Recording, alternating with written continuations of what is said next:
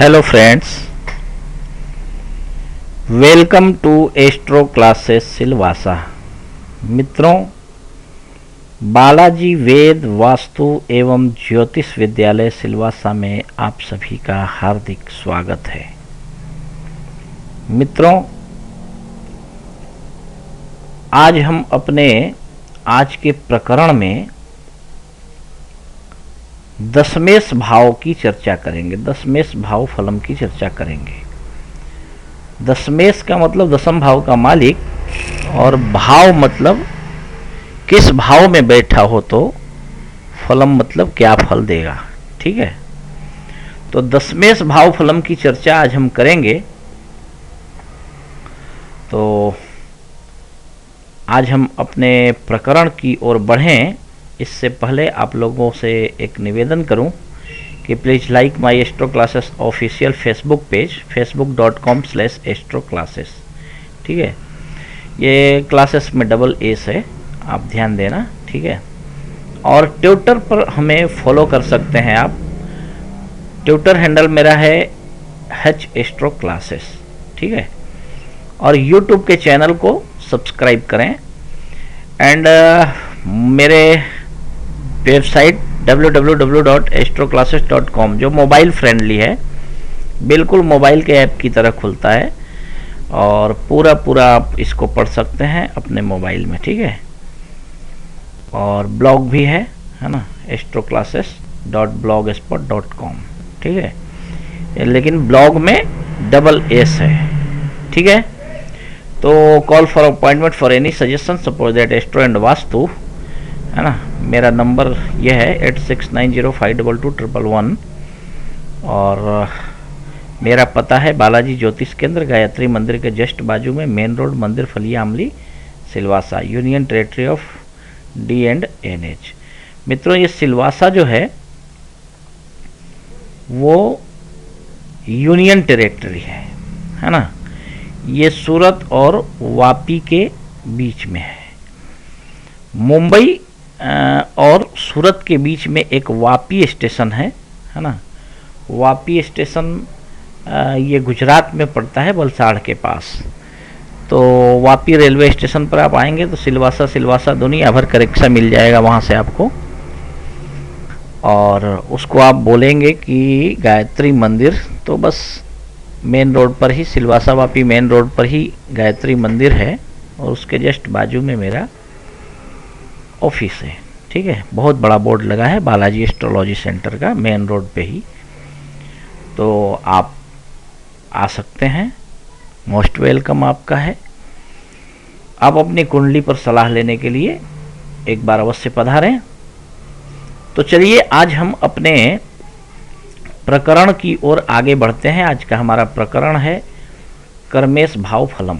ठीक है, बृहद पाराशर होरा शास्त्रम के अध्याय 17वें में भावेश फलाध्याय है, और उस भावेश फलाध्याय के अंतर्गत हमने 1 से लेकर 9 भावों तक की चर्चा, नवमेश भाव, नवमेश किस घर में बैठा होगा तो क्या फल देगा, यहाँ तक की चर्चा हमने कर ली है।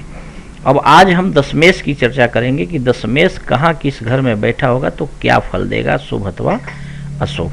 ठीक है, तो चलिए हम देखते हैं कि महर्षि पाराशर कहते क्या हैं।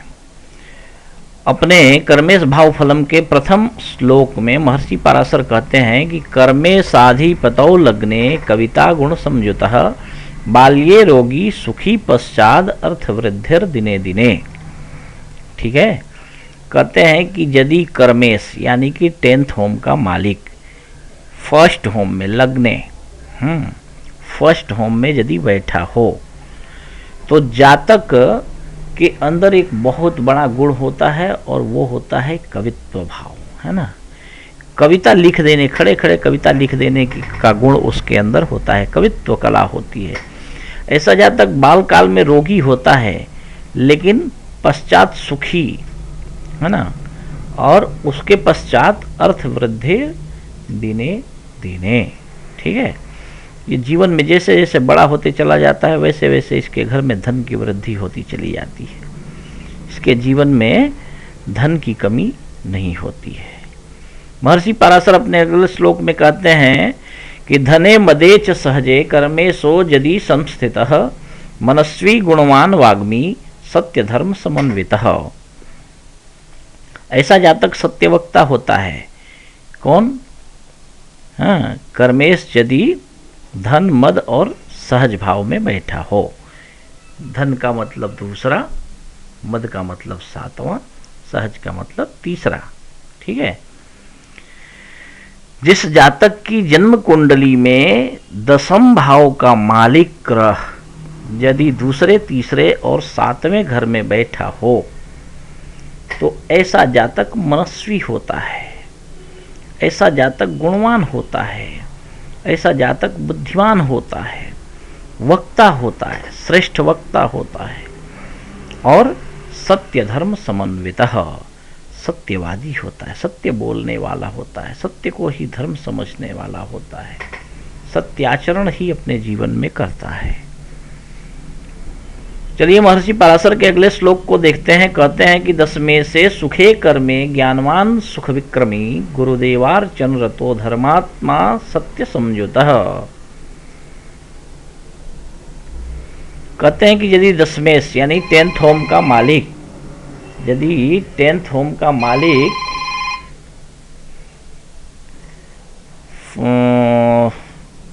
सुखे यानी तीसरे घर में बैठा हो, कर्मे यानी कि दसम भाव में बैठा हो, तो ऐसा जातक ज्ञानवान सुख विक्रमी, ज्ञानी होता है। सुख मतलब मैंने आप लोगों को कई बार बतलाया है ना। रंध्र का मतलब 8वां होता है। ठीक है ना। तो कर्मेश यदि 8वें घर में बैठा हो तो जातक क्रूर होता है, चोर होता है अथवा अत्यंत धूर्त होता है, अल्पायु असदवक्ता है ना। कहते हैं कि ऐसा जातक अल्पायु होता है। ठीक है ना। और झूठ बोलने वाला तथा अपने माँ को दुख देने वाला होता है। कहते हैं महर्षि पराशर अपने अगले श्लोक में कि कर्मेशो नवमे यस्य स भवेत् कुलपालकः सद्बंधु मित्र संयुक्तः मातृ भक्तोथ पूजकः। जैसा कि आपने पिछले वीडियो में अगर आपने देखा होगा तो नवमेश की चर्चा करते हुए महर्षि पराशर ने बतलाया था कि नवमेश यदि दसम भाव में बैठा हो तो दुनिया का हर तरह का गुण उस व्यक्ति के अंदर होता है। वो बहुत बड़ा मंत्री, सेनापति अथवा हैंडलर होता है। कहीं भी होता है तो सबसे सर्वोच्च श्रेष्ठ पद पर विद्यमान होता है। तो नवमेश दसम भाव में बैठे या दसमेश नवम भाव में बैठे, ठीक है, ये सेम वही गुण होता है। ठीक है ना। तो कर्मेशो नवमे यस्य, हाँ, कर्मेश यदि नवम भाव में बैठा हो, दसम भाव का मालिक यदि नवम भाव में बैठा हो तो ऐसा जातक कुलपालक होता है,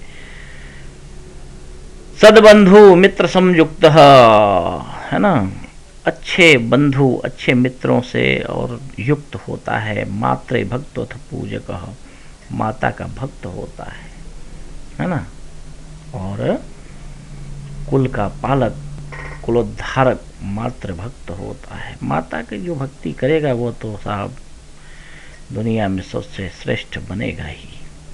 माता की सेवा तो सभी देवी देवताओं की सेवा हो जाती है।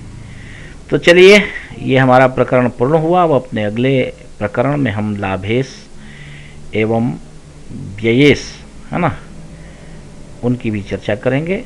तो please like my astro Classes official Facebook page, facebook.com/astroclasses AA है, एंड यूट्यूब के चैनल को सब्सक्राइब करें, विजिट करें हमारे वेबसाइट एंड ब्लॉग को, और अपॉइंटमेंट के लिए कॉल करें 8690522111 इस नंबर पर। Thanks for watching, bye and take care. Thanks.